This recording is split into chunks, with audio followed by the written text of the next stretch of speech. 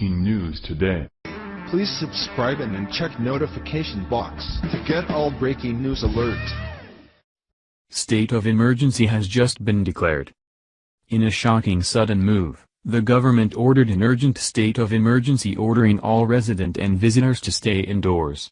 The threat is to such a degree that people will die if they don't follow his important order, considering the violence and unrest going on outside.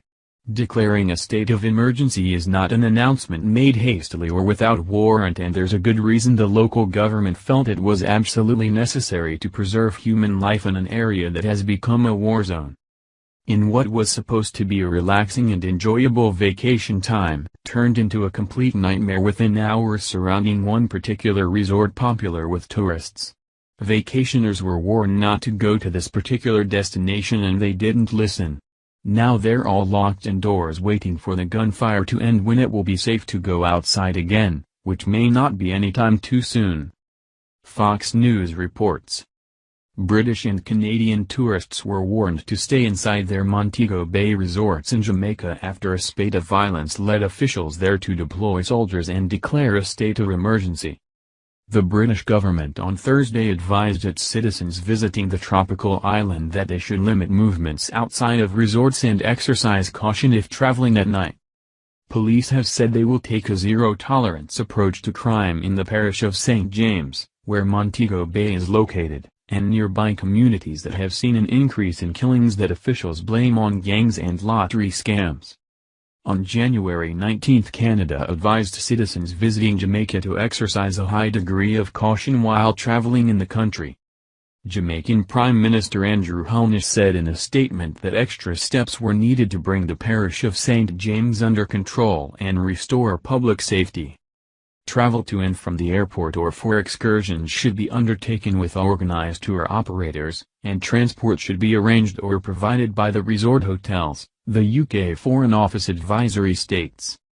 Declaring a state of emergency was an important move for more than just the safety of the citizens. By making it official, it also grants a state the ability to qualify for federal funds that can be used for immediate response and recovery. Jamaica is definitely going to need it, since military personnel is required to get this actual war zone in a retreat town under control. Witness accounts of the unrest coming out now have painted a horrifying picture of what they're enduring there. With so many places to go for rest and relaxation, these tourists should have heeded the warnings of not traveling to this area and avoided this exact event. It goes to show that more people were focused on and offended by President Donald Trump's comments of calling other areas like this a shithole rather than acknowledging that's actually the case. Now, rather than a vacation, these tourists are experiencing the equivalent of martial law in another country. Fox News continues. One tourist staying in Montego Bay with his wife told Sky News about the increased police and military presence.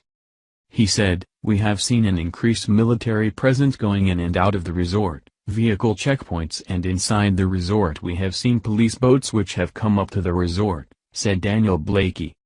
There were 335 murders recorded in 2017 in St. James, which includes the tourist destination of Montego Bay, reports the Jamaican Observer.